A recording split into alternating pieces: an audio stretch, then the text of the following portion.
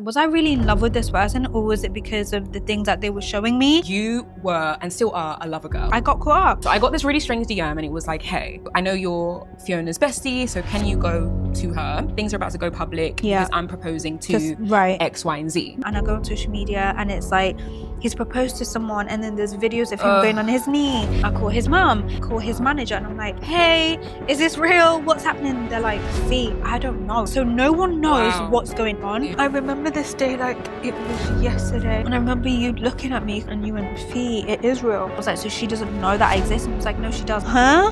What do you mean you and your fiance will make sure I'm like looked after? What the frick am I reading right now? How are you doing this to me? Like, it doesn't make sense. Like, do you hate me that much? Maybe the person that broke everything can fix it. With where you're at now and what you do know, would you do it differently? This is the hardest thing that I've ever had to do.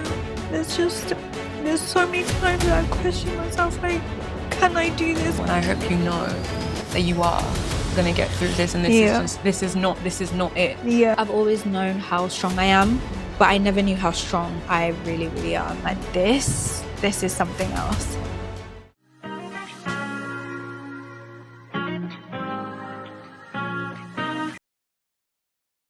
Where do we start? Hi. Hi. Can you believe we're doing this?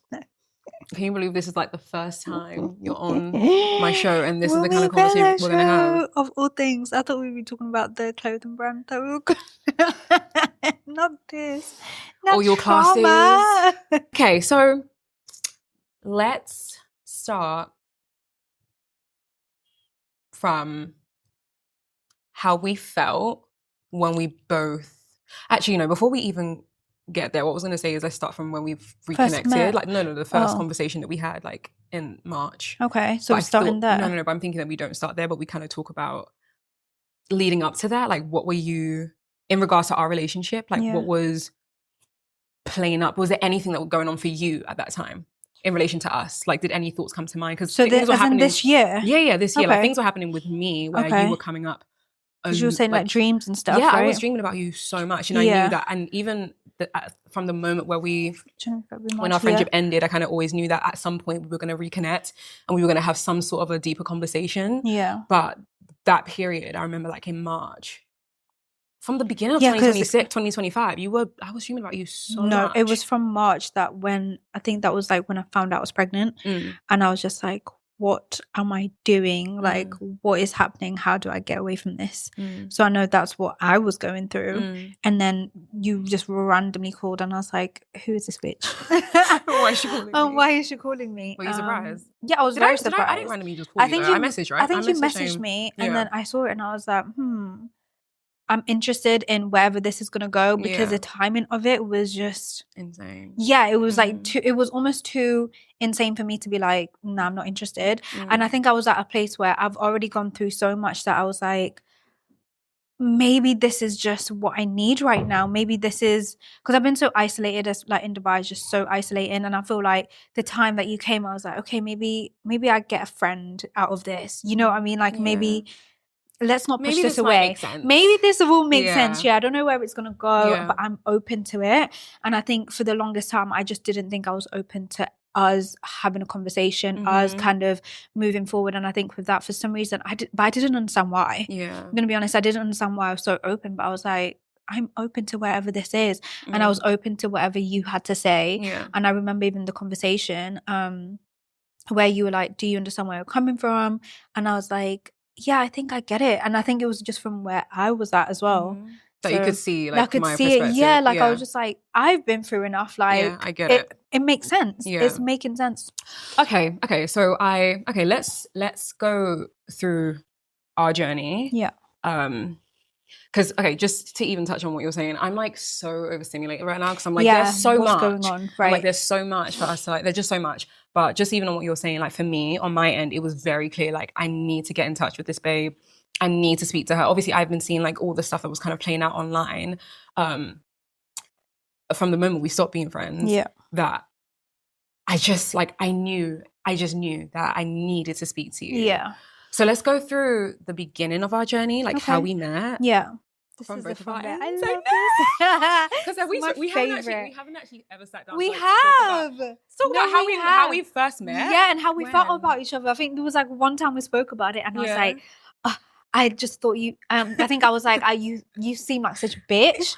Do you remember? Excuse me. And then I was just like, but like, because I think I heard of you before, but I didn't know from of Miss you K. like that. Yeah. Yeah. So I was just like, so I was really interested in, like, obviously when we were on set, Yeah. and then how we worked well together. And I'm one of those people that Yeah. when I first meet someone, I'm a bit, you know, like it takes me a minute. So I don't know if I like her. Yeah, but it didn't take me that long with us. Yeah, it was very quick. It was really quick. Very and then natural. after that, I was like, well, now that's my friend now. So I don't know where she wants to go with this, but she's now my friend, whether she likes it or not. And I feel like from there, it just escalates so quickly, very quickly. so quickly. Because it definitely takes me a minute to just be friends with people and be friends with someone. So it was too easy with us. It was so easy. It was so natural. I remember like there was one car ride that we had when I had my Peugeot, my baby, and we were driving and we were just having this like really beautiful conversation where we were both being so open with each other about our lives. Do you remember that? Do you remember that car ride? And I was like, oh, okay. Because obviously at the time that we first met, we were shooting together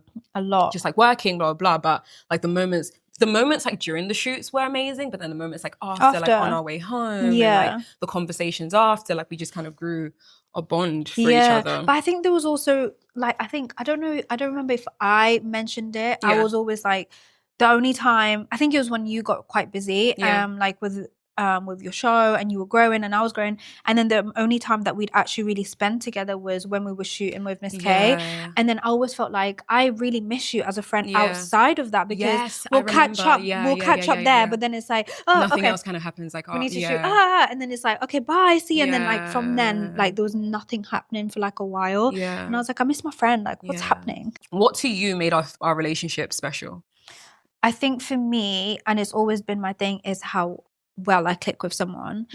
If I can never force a friendship. If I'm with someone and I'm just like, yeah, they seem like good for this and it's okay, but I feel like with us it was about everything. We could sit and talk about money. Do you ever remember that? The face I that was the first time. That was for me. That was a shift for me. I was like, I'm so embarrassed because I've never had this conversation with a friend. Like, I'm poor. Like, this is how much I have in my account.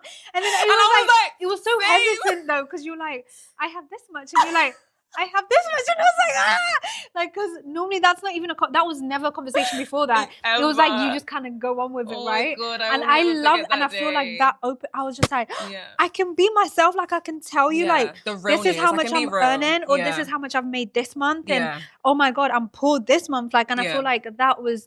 Oh, finally, like I have this friend that kind of ticks a lot of boxes. Yeah, I feel like it wasn't just like, oh, we're just influencer friends, or oh, I can only talk to you about work, or oh, I can, like, it was very much everything. And every time I came to you with something, it was like, okay, so how can we do, like, what do we do? And I think where you were at as well, you were very a fix-it lady. Like, and I feel like you've always been a fix-it lady, where it's like, I'll come to you and I'm like, oh, my agency did this, or they've said this, and you're like, okay, so we do this and we do this and we do this, and I'm just like, oh, okay. If I come to you and I'm like, oh, I broke up with this person, okay, I'm gonna come pick you up, we go out, we do this, and we just go out, and I'm like, oh, okay, this is all I needed. So it was just so nice and so refreshing, not having to be like, okay, I'm going through this, so now I need to call this friend, and I'm going through this, and now I need to call a different friend. I could come to you for everything and with everything, which was that was like, that's my bestie. That's exactly what it was for me. It was very surreal. We would have those conversations. I always remember like us in my car for whatever reason. It's always car rides. That Peugeot. And the Audi.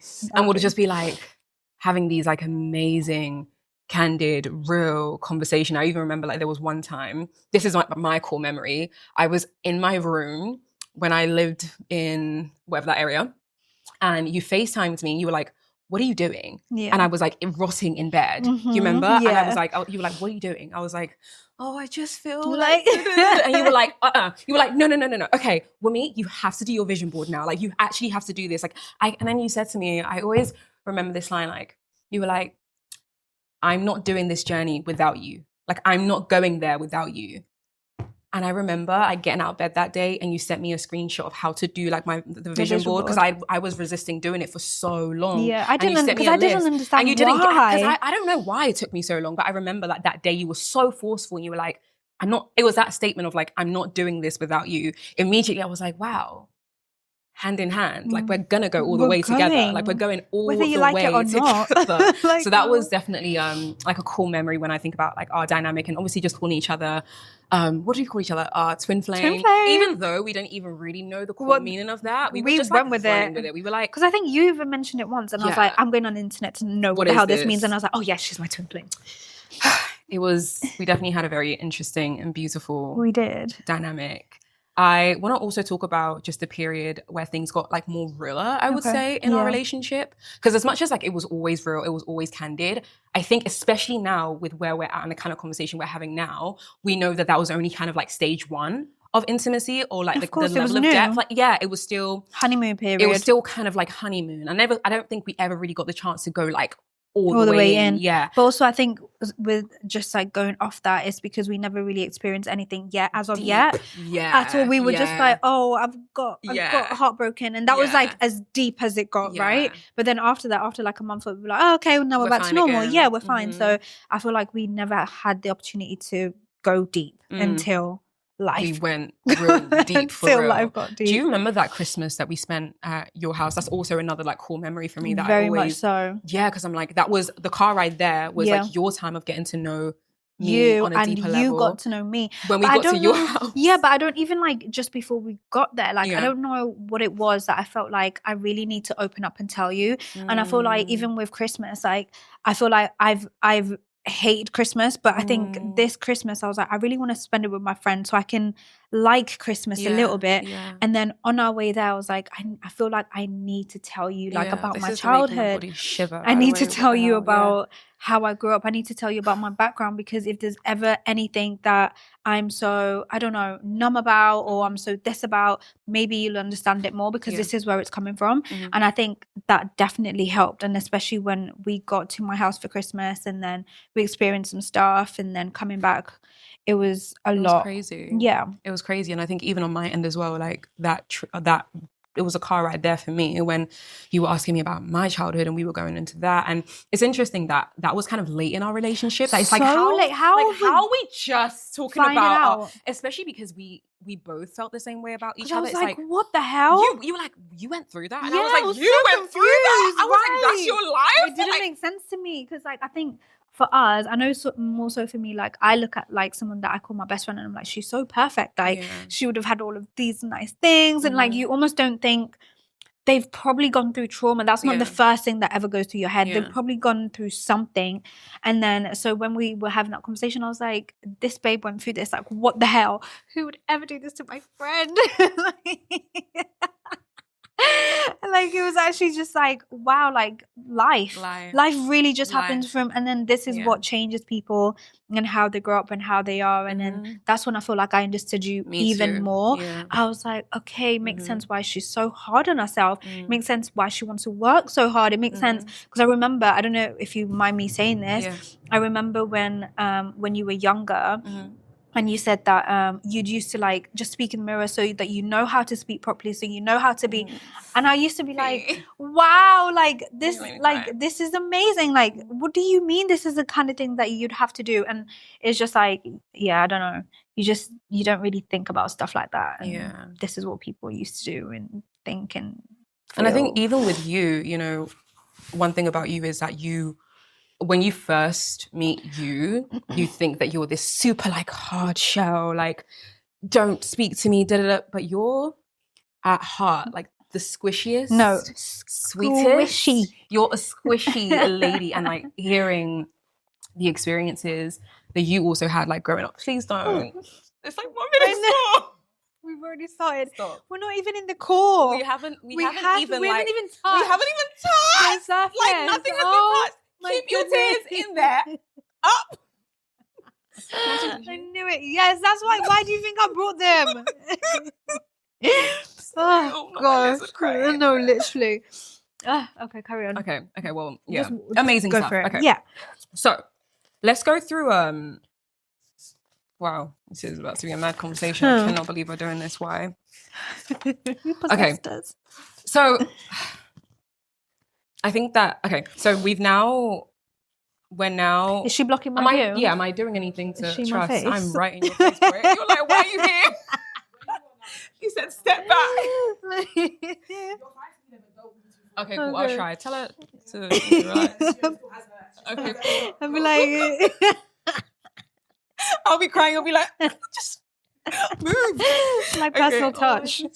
So I think after the Christmas trip, that's when I would say things started to very slowly shift. It's almost like 1000%. we like almost too much. But it's so divine. Like, it's so insane to think about, because that was like the moment where we connected on like a super, super deep level, intimate level. We understand each other at a different point. But then it was also simultaneously the point where we were being pulled apart. But I don't understand why though. I think now, like with where we're at and like the kind of conversations we're having now and the things that we're both experiencing, you're experiencing, it makes sense to me. Yeah. I'm like, I know for me where I was at, I definitely needed a period to grow and become a woman. Yeah. Because there was so much of me that was just so selfish without knowing. I'm not ready for this yet. So let's talk about some of the things that started to like slowly drift us apart. But you know what, even before we go there, let's talk about, because one of the core things was like your perception of love. Like you were and still are a lover girl. Yeah. That was like your thing. And that was something that you introduced me to. Right. Because as much as I was in a relationship. Always tell you about it. As much as I was literally in a relationship, you were way more lover girl than I was. Because in my mind, it was like, love. But you were like, love. No, like it was literally like, and I'm like, but it's so funny that you say that, because like regardless of you being in a relationship, I never saw you as a lover girl. And you never were. Like you were like, I'm so in love and this is what I want, this is what I need. I was like, oh, so do you think you can get married? And you're like, oh, do you think? And you're like, I'm like, but compared to now, when we had that conversation, I was like, you were like, who is this? What do you mean? You want to get married and have kids? Like, who are you? Who is this lady? Yeah. So I feel like also just understanding that we were young and now we're obviously very much grown, it just makes sense. Like there's a lot of things that now make more sense than they did before. Yeah. For sure. Let's talk about some of the patterns that was occurring, because I think that ties us like into the downfall of like everything. Okay. Let's talk about the patterns that you saw in yourself when it came to men, like your perception of men, your perception of love. Let's go into that a little bit. So I feel like, because where do I start? I think I was in a really long relationship. I feel like I don't think we were together. We weren't friends. So I was in a really long relationship for a while, and that's the only person that I knew, and this person treated me like a queen, literally like bow down. So in my head I was always like, this is how everyone's going to treat me, this is how it's supposed to be. And then coming away from that, I think it was like a few years after, I was like kind of started dating a little bit, and then I think I started taking one person serious, and that person showed me like what being hurt felt like. Because I think I got hurt from a really late age, from like 25, where I feel like people go through heartbreak from like 18, so they kind of get it. I didn't understand, and I was like, what's this? What? Like, what do you cheat on me? And me? Like, what are you talking about? And I didn't know what to do with that feeling, and I was like, but I've given you everything. Like, what do you mean? Like, what do you mean you want better? Like, what do you mean? Was I in the picture at this point? Yes. Oh. Yeah. Oh, okay. Yeah. No. So, right. But I didn't see that. And like, and I think for me, that was like my first person outside of my long relationship, because anybody else before that I didn't like I was just randomly dating or whatever. I didn't take it on serious. So this one I was like, okay, I'm ready to settle down, I'm ready to do this. And like, but this person, this is when I knew about what gaslighting was and what narcissist was. I never learned none of that. I was like, of course he's gonna love me. Like, what do you mean it's love bombing? Of course he's going to like, of course he's gonna give me the world. And like, he gave me the world within 2 weeks. 2 weeks, he showed me the world. He gave me everything, and I was like, well, duh, like that's normal. But even for you, I remember you just being like, Fee, no, this isn't for you. And I was like, what do you mean? Is it because I'm not spending enough time with you? So like, even that, I took it the wrong way. So I remember this. Right? I was like, girl, no, I was like, yeah. So every time I'd go out to dinner, I'd be like, my friend needs to come because I'm not spending enough time with her. So it wasn't even like I was I wanted you in more because I was like, maybe I need to show you that this is the a good person. Yeah. Maybe you're not seeing it, but because I was so close, I wasn't seeing any of the negatives at all. Yeah. And I even remember when we went to dinner, when you came, and the first thing you said, you were like, what do you see in Fiona? Like, what is it for you? Like, why do you want her in your life? What is it?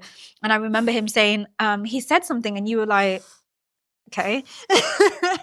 I think it was like, do you remember what he said? I just remember not liking him. You were just like, no, you never liked him. And I didn't understand why. I was like, but he's giving me the world. Like, what's the problem?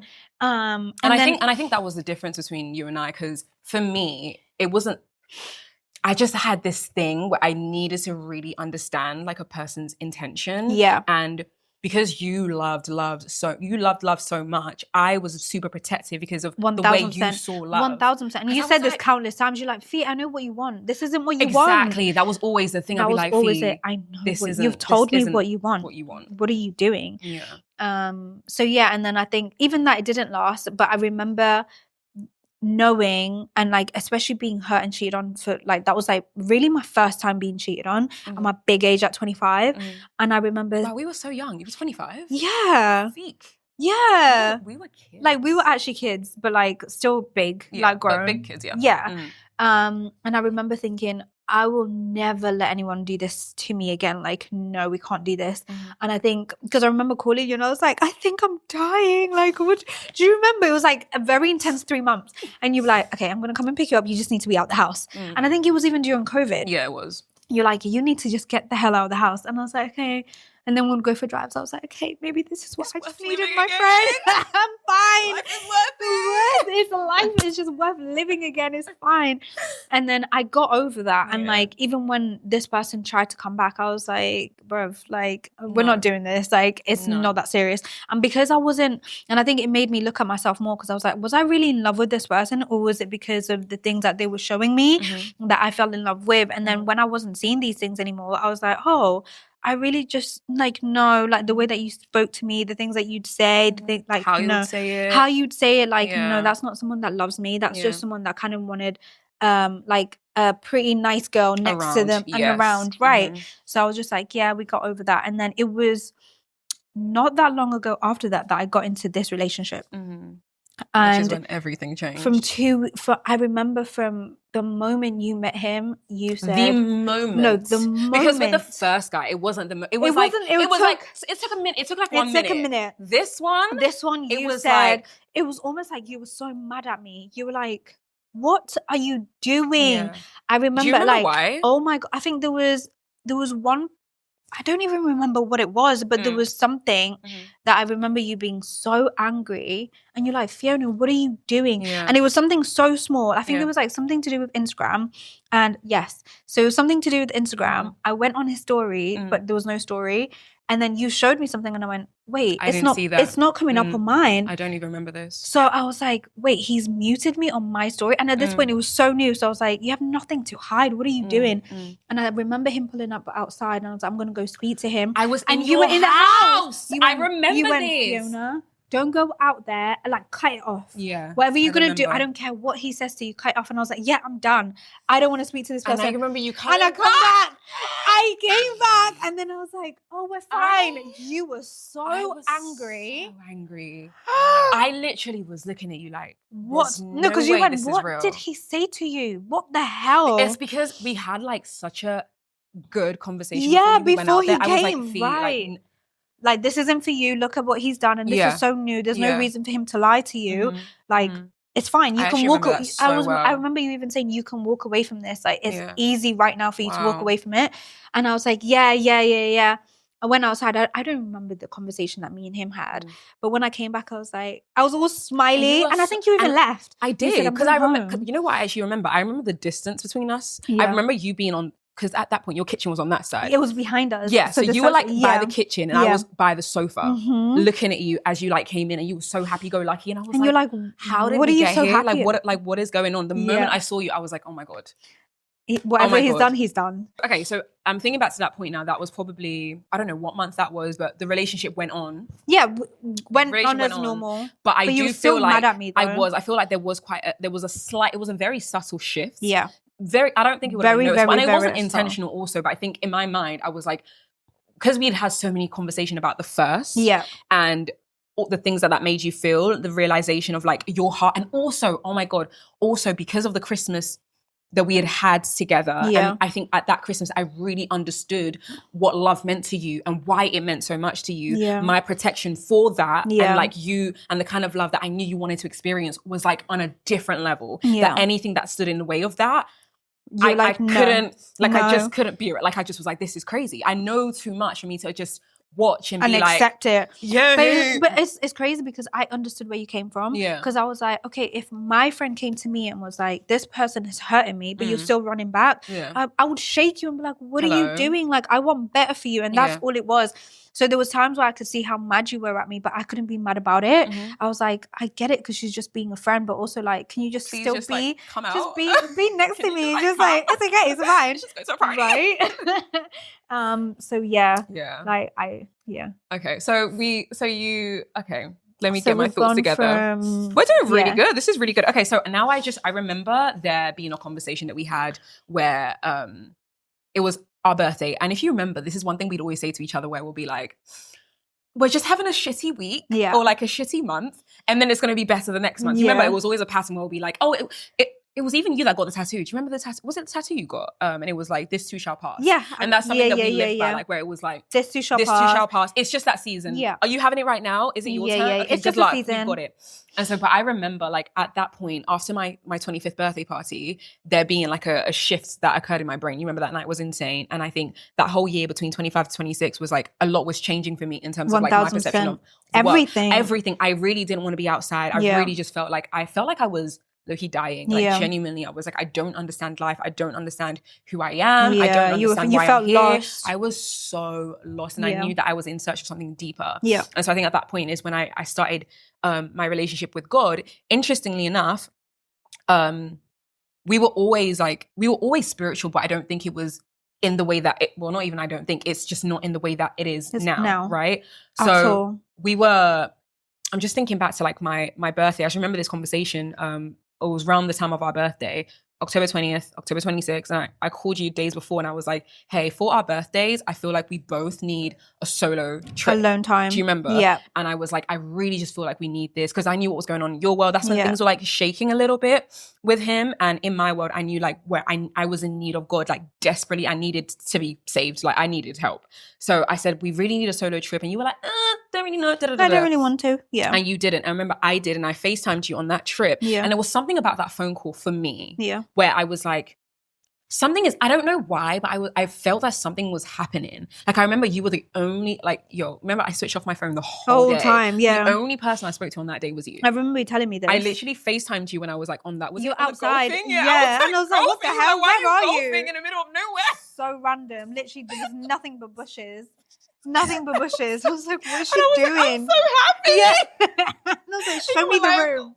Where are you? Why are you outside? Why are you there? Yeah. Why are you golfing right now? But I was like, for me, that point was like, I needed to switch off and just find some sort of truth to life.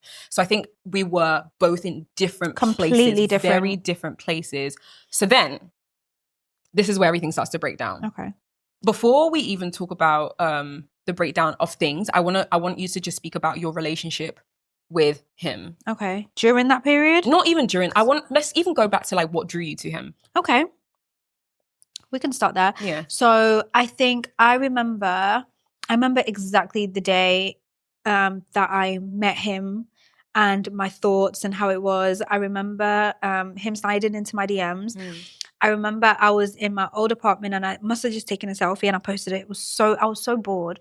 And then he slid into my DM saying, "You're so beautiful." And then I looked at it and I went on his page and I was like, huh?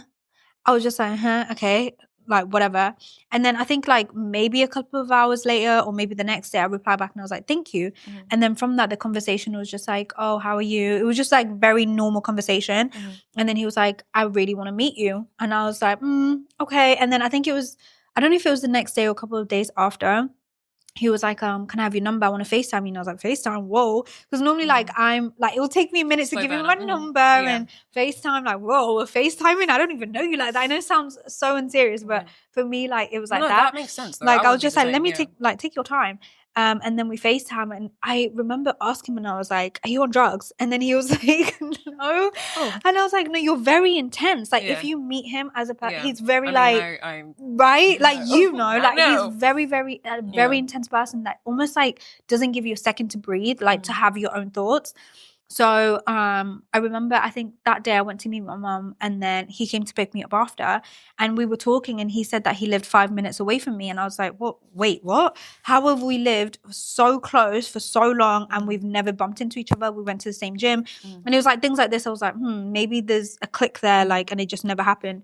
And then he was telling me about his relationships and like his past and whatever, and I was like, okay, but like the way that he made it was everyone did him wrong, like everyone hurt him, and he's just been this hurt person.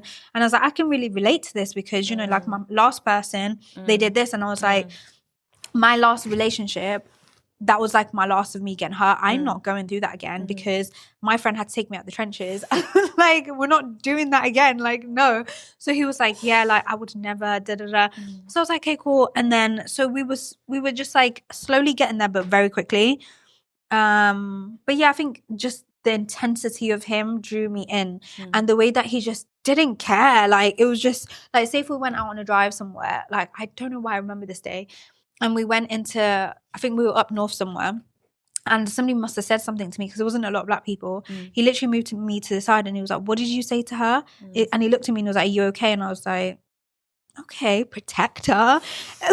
Like, goddamn. Like, it was like little things like that. He's the type of person that would honestly make you feel like you're the only girl in the world. Like, he sees nobody else, nothing matters. If I had a hair appointment, I'd be like, oh babe, I'm gonna go get my hair done. And he was like, how are you getting there? And I'll say Uber, and he was like, well, you don't need an Uber, I'm here. Like, what are you doing? And then he'd wait outside for me to get my hair done, and I'm like, this is very intense. So it was a very, very, very intense, very in your face, very, I'm calling you just to say, I'm thinking about you and you're so beautiful. And it was that I got caught up because I'm just like, this is beautiful. Different. Like, this is so nice. So yeah, that's what drew me in. And then emotionally, what were you getting from him? Emotionally, like, there was, I was in the midst of it was just fun. It was just nice. Someone checking in and calling you beautiful and saying whatever. But mentally, I was good. Emotionally, I was fine. And it was too early to even really, like, to know, to think about stuff like that.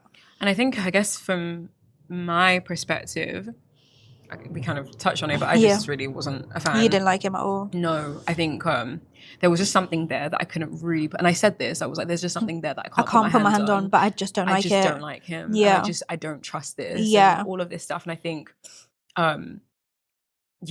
we just kind of watched that unfold, and it got worse and worse and worse and worse. And also for me, I was like, this feels like it felt so similar to the guy before, but worse to me, 20 times worse. It felt so, and that was also like a part of my frustration because I was like, why can't she see that? Why can't she see it? This isn't it. Is worse. Yeah, than, So let's talk about fast forward things a little bit to where things, I guess, really started to explode. Yeah. So one day. He DM'd me. Yeah. And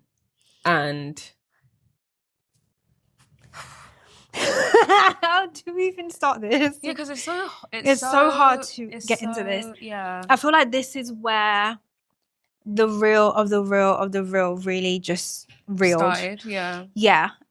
So I feel like it's better for you to talk about your perspective, and how you felt and what you saw, and then to me.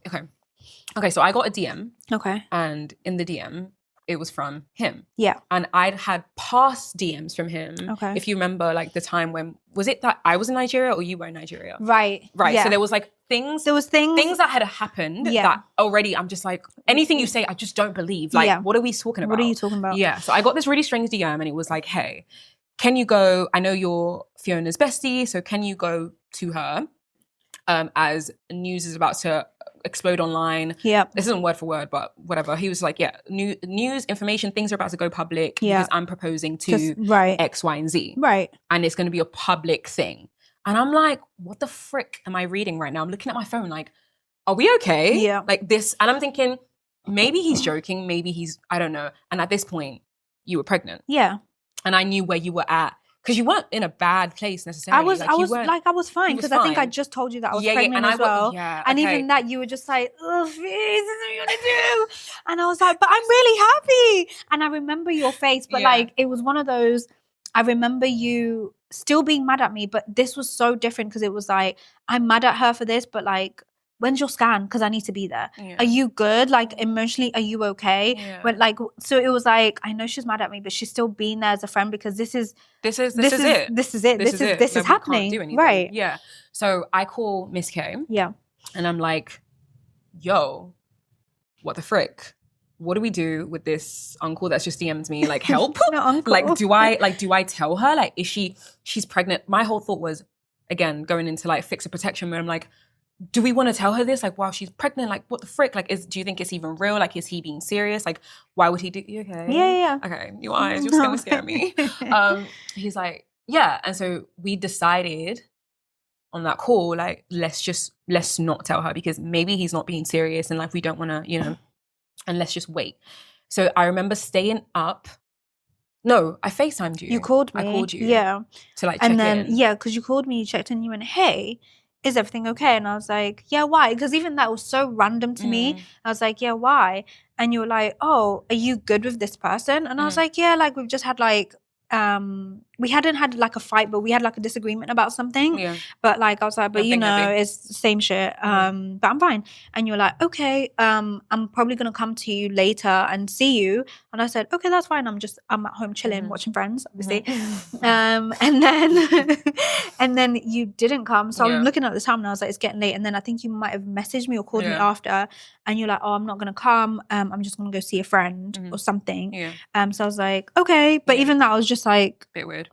Random, whatever. But okay, and then I just went to sleep. I fell asleep on the sofa. Yeah. And then, I mean, what happened on your end? Because did you wake up the next morning? I went to sleep, but I fell asleep on the sofa because I was really uncomfortable. Yeah. And then at 9 a.m. and at this point, because I don't remember why, but I think I just got irritated by him. So I switched my phone off and I put my phone aside and I was like, I'm going to sleep. I just can't be bothered.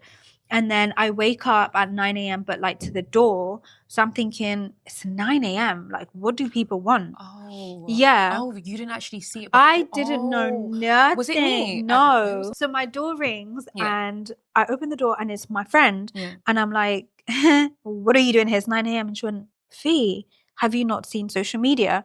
And I'm like, no, why? And she was like, get your phone. And I was like, and she was like, it's everywhere. And I'm like, what are you talking about? I open my phone, I switch it on, and I go on social media, and it's like, he's proposed to someone, and then there's videos of him going on his knee, and then there's video of him kissing her, and I'm thinking, I look at it, and I genuinely start laughing. I see on social media, and I think it's a PR stunt, because I'm like, this isn't real. Like, it doesn't even look real. Like, what are you talking about? Right. Yeah. So me and my friend are going back and forth now, and I'm like, it's obviously not real. So I start calling him. He's not answering, so I'm like, this is odd. And I text him, and I was like, babe, can you take that video down because it's making me look silly? Like what the hell are you doing? And I was like, is this PR? And I'm still getting nothing. So I message his photographer and I'm like, because I know that they're with him. I'm like, hey, is this real? And then he was like, I'll get him to call you. I call his manager and I'm like, hey, is this real? What's happening? They're like, Fee, I don't know. Like, this is all a surprise to us. I call his mom and they're like, we have no idea so no one knows what's going on. And then that's when you come. I think it was like an hour after. So you come and I'm just like, what's going on? It was you and Miss K. And I was like, what's going on? And I was like, guys, it's not real. It's obviously not real. And then I remember this. Okay.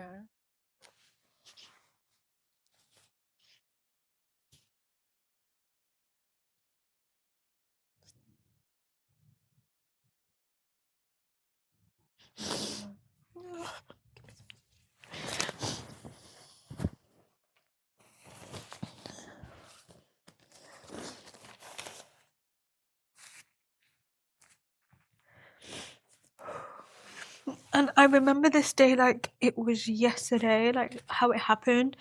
And I remember you looking at me because I'm just like being frantic, like it's not real. I'm trying to get in touch with this person. I'm trying to call this person. And you went, Fee, it is real. And then I was like, what do you mean? And then you get your phone and you turn it around and you show me. And then I'm just like, because at this point I'm just like, what? And then I'm reading the messages and he's like, I'm going to propose tonight, go to your friends. And then you're like, propose to Fiona. And he's like, no. And you're like, what are you talking about then? He's like, I'm going to propose to this person. Like, just go and be there for her because she's going to need you. And I think he was even messaging Miss K. And then he even wrote to her, like, she needs this because it's a cruel world. Like, this will make her strong. Yeah. Yeah. But because I remember having this conversation to him and I told him he said this and he said no he didn't, but I said he sent it to you. So when we went through the conversation it wasn't in there, but then it was to Miss Gay and it was like, it's a cruel world, like she, like, yeah, like she'll be strong, like she needs this. Yeah, like I was reading it and I was like, because I think it was when you left, because Miss Gay was like, everyone can go, I'm gonna sit with Fiona and we're gonna pray. And then she was like, I think we were just going through things and she was showing me and I was like, there's no way this person hasn't even humanized me, like I'm not even a human to you. And then yeah, I think it was then that I literally fell on my knees and I was crying because I didn't understand. I was like, wait, of all the things to be doing right now, this is what you're doing. It wasn't even like he kissed someone, or it's just like, it's like a big person and you proposed live on social media and you knew where to do it, that it would get picked up everywhere. Like you knew to do it at this big event in Dubai where everyone is going to be there. So you were doing it on purpose so they could go everywhere. And it was like, there wasn't a thought about me. There wasn't a thought about me carrying your child. There wasn't a thought at all. That was like, honestly, I thought, what the hell is happening? It didn't feel real at all. Nothing felt real. My life didn't feel real. I didn't feel real.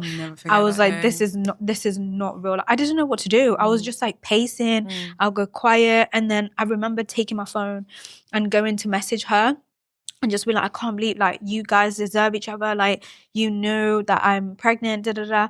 And then Miss K went, grabbed my phone. She was like, Fiona, what are you doing? Like, she's not going to care. Deleted the whole thing. And I just broke down in tears. And I was like, I don't know what to do. Like, what do I do? Like, how do I feel? And then, yeah, like, just from then, it was just, don't even know. Crazy. I remember, like, being in the room with you and we were having a conversation and you were literally like, what happens now? Like, yeah, like, what do I do? Like, what? I'm like, I have no clue, because this is truly unlike anything that anyone that's experienced. Ever. I don't have words. I can't even say, hey, remember when you went through this? Hey. I cannot relate to anybody at all. So I think the next day I called you. Yeah. And okay.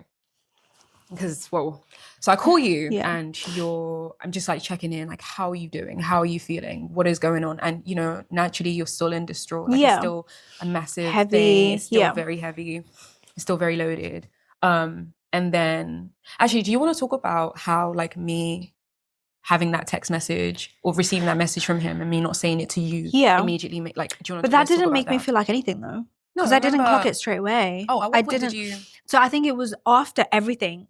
So it was after I went to hospital. After that's when I was just like, why? When I was in your house, you said you thought about everything. Right. Okay. So I've called you the day after checking in, and then you said that. I guess, what did you say? You were still trying to figure things out naturally. Yeah. It was still very heavy. Yeah. It was crazy. Yeah. And then the day after that, was it the day after that when you were like, oh, I'm reading the Bible? Yeah. Do you remember that? Yeah, because I was like, I've just been praying. Mm-hmm. I've just been talking to God a lot. I feel like that's all I can do right now. Yeah. Yeah. I want to talk about that point because it also speaks to like where some of the shifts and stuff was like coming from. So after you said that to me, I took that very seriously because of like where I was at and like where my mind was at. So I'm like, oh my God, Fiona, this is amazing. Like, you remember how excited I was when you said that? I was like, this is what you need. I'm so happy. I remember. Like, thank God. Like, I remember being in my car, blah, blah, blah, just like really, really happy.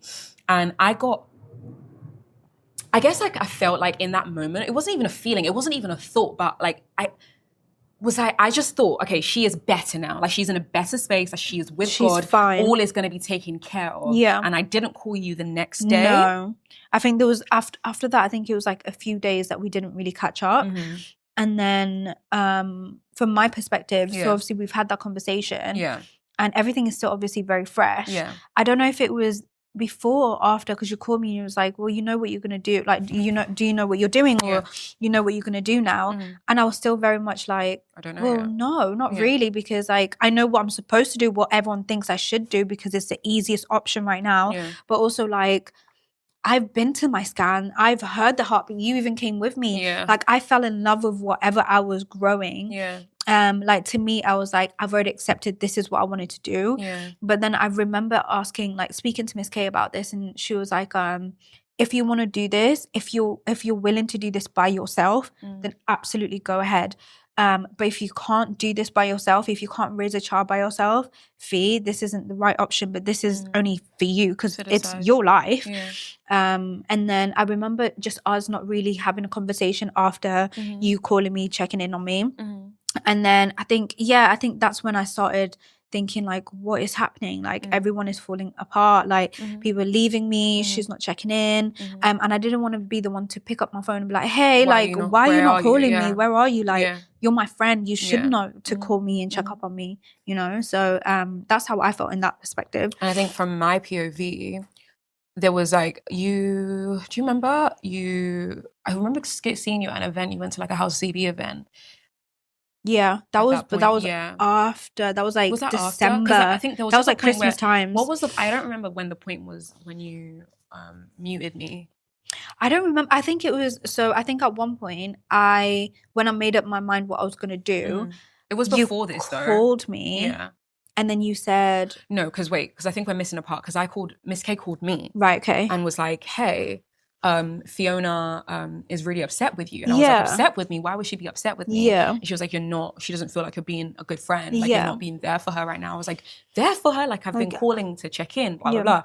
And I was like, the only reason I haven't checked in the other day is because she's with the Lord. Obviously, she's fine in God. Like, God's got her. Who does she need? In my naive state, I'm like, she was... What can I do for her? I'm like, she's reading a Bible. No, you're annoying. She's with Jesus. he can lift all that. Stupid. No, but it's so... do you know what's so funny about that? I can only understand it now, because then I was like, is she mad? No, genuinely, like, but especially because you remember how excited I was. No, you were so happy. I was like, but I think I was just like, but it's one of those things. I was like, but this is so traumatic. Yeah. It's going to be like this. There's going to be one day that I'm going to be like, oh, I mean, I know that now. Good, I know that now. But like at that point, I expected you to figure it out. I think I also was, and what happened? So, okay, Miss K says that to me, and I'm like, what the frick? This is insane. Like, okay, I never want her to feel like I'm not going to be there for her. Like, I'm going to her house right now. Yeah. And I called you, and I think I was like, are you home? Or something like that. Did I call you? I don't remember this part. But I came to your house like that. I remember leaving my house and coming straight to you after. I think you were even going to stay. You were like, I'm going to stay the night. Okay, I stayed for like 3 nights or 2 nights. Oh, really? You don't remember. You were the one who even, bro, the way you absolutely ended our friendship. It was like 5 a.m. in the morning. I was getting ready to go to the gym and leave your house, and you said, can we have a word? You don't remember? The babe sat me down on her bed and was like, so let's not get ahead of ourselves. Okay, so I come to your house and I'm just like, even I know you and I know that you're hurt and I know that you're annoyed and I know that you're not going to speak to me. But for me, I'm like, I'm going to be here, like, regardless. I don't care. Like, don't speak to me all you like. I remember I was even going to stay there. Yeah, you just sat there. I just sat on your sofa. I'm going to do my work. You literally weren't speaking to me, nothing. And then I stayed for like 2 nights. And then on the last night, we weren't really speaking. I remember you kept playing Anatolia. It was Stay With Me, that song. Yeah. Still love that song. Still adore that song. And you called me into your room one night as I was getting ready to like leave and go to gym, and you were like, hey, Wumi, I've been thinking a lot about our friendship and I've made a decision. Not the breakup. No, literally it was a breakup. You were like, I've been thinking a lot about our friendship, our relationship, and I've made a decision. I don't want to do this anymore. And I was like, sorry? Why? No, why? What's wrong with you? I'm like, just having a hard time. Jesus is here. Lord, it's present. Like, what are we doing right now? And you're like, you were dead serious. And I'm like, oh, okay, well, why? Like, you know, and you said to me that the fact that you like, it was kind of two things for you. So the fact that I didn't tell you, I didn't let you know when he had messaged me. Yeah, when he DM'd you. When he DM'd me, and instead I allowed you to like find out with the world. Yeah. I remember that statement. And then you also said that just like the period of like us not speaking. Yeah, and what I was going and the pain of that, and like you needed me, etc. And I remember my heart just dropping, and I remember leaving your house because you also didn't want to have a conversation about it. It was very much like, this is my final decision. I sat in this, and I'm like, there's so much that we need to talk about. Like, this can't just be this thing that you're saying right now, but you were not having it. And I remember I was going to America shortly after to spend Christmas with my family. Yeah. And I remember getting into my car and driving and just like crying because I was like, what just happened? Yeah. Like, I remember calling my ex at the time, like, just got dumped. Like, my bestie just dumped me. Like, what is going on? Yeah. And I just remember being so heartbroken from that. So I was like, I haven't even gotten a chance to like explain. Like, you need to hear that no part of this was like malicious. Like, what the frick are we talking about? Like, I would not ever do you like that. And I'm like, do you not see that even in you being angry, like I'm here and I want to be here, whatever else. And then we didn't speak. I think you texted me after to like finalize things. Yeah. I think I sent like a long paragraph. Girl, you said enough. You said enough. Yeah, I remember that. But I think I was in such a place where, because even now looking back, I cut off so many people. Oh my gosh. Anytime, I think during this period, obviously you're my closest. And like for me, I was like, she called me when I was going to the hospital. I remember you calling me saying, do you want me to come with you? And I was like, no, it's fine. And you're like, okay. And then like, even that, like, you wanted me to I wanted regardless. You to just be like, I'm coming. What are you talking about? And I remember going through that process by myself. And I was crying. I cried so much to the point that the doctors were like, is someone forcing you to be here? And I was like, no, like, I'm good. Like, my eyes were like, you know when your eyes are so puffy? I cried for 2 weeks. It felt like 40 days and 40 nights. I just cried, didn't stop. And I think it was after all of that, I think I remember telling myself, if my friend can get a DM and not tell me that this is happening, I have to find out with the world that this is what's happening to my life. I now have to let go of this baby that I really wanted in this family. And I went through all that by myself. Then what's the point? What do I need anybody else for? And then it got progressively worse because it wasn't even straight away that I was introduced in social media. When they put me in between all of that chaos, it was weeks after. So it wasn't even a straight away thing. And then from then, when I saw people that I knew also saw it and didn't reach out, I was like, you can go, you can all get cut off, because how are you not like reaching out and saying anything? Like, doesn't make sense. Like, you can see that this is a mess. So I was just very much my feelings. I was like, everyone can go. And how was that period for you? We weren't in each other's lives. So horrible. It took me 3 months to even just, I remember just going to, like, say if I'm just going to the train station, I just start crying. I would just call my friend and be like, can I come to your house? Because I just didn't want to be by myself. Like, it was a lot. Like, I didn't know how to reinvent my mind to just be okay with what was happening. And even worse, if I go on social media, it's like, congratulations, they've just been engaged and they're so happy. And I'm like, and no one really knew the truth about anything. And it was so painful to watch and just so hurtful that I was like, I have no choice but to go through this and to get through it, because there was no part of me that was like, oh, I'm going to just like, no, I can't do this anymore. Like, I was like, if you can discard me this easily, I need to figure it out and get back and keep pushing. That's all I could do. So honestly, for the 3 months after that, I lost so much weight. And I think this ties in with when you were saying about when you saw me at the House of CB. The event. That was like my first event, Christmas, when I actually just left the house, and I felt so insecure. Like, I lost so much weight, and if somebody was in the bathroom talking about anything and they looked my way, I was like, oh my God, they're talking about me. Oh my God, they've seen everything on social media. And I was like, I want to just run into a little circle and just not leave. But it was from then that I was like, Fee, you can't live like this. Like, there's no way. I don't know if we ever spoke about this, but was there a conversation with him like during this period? Yeah. So he initially ignored me for 4 days. after the initial proposal, because I remember always asking his manager, I need to speak to him, like tell him to call me. This is insane. You can't ignore me. Can't run away from this. And then he called me, and even the way that he called me, he only called me because I saw a picture and she was at the house, and I screenshotted it and I sent it to him. And it was even like, I think when we were together, but she was already at the house. So I'm like, wait, this has been going on for so long. And he was like, no, this is a new picture. I'm gonna call you. So he called, and then that's the only reason he even called me. And I remember very distinctively, is that the word? That is what you got it right about it.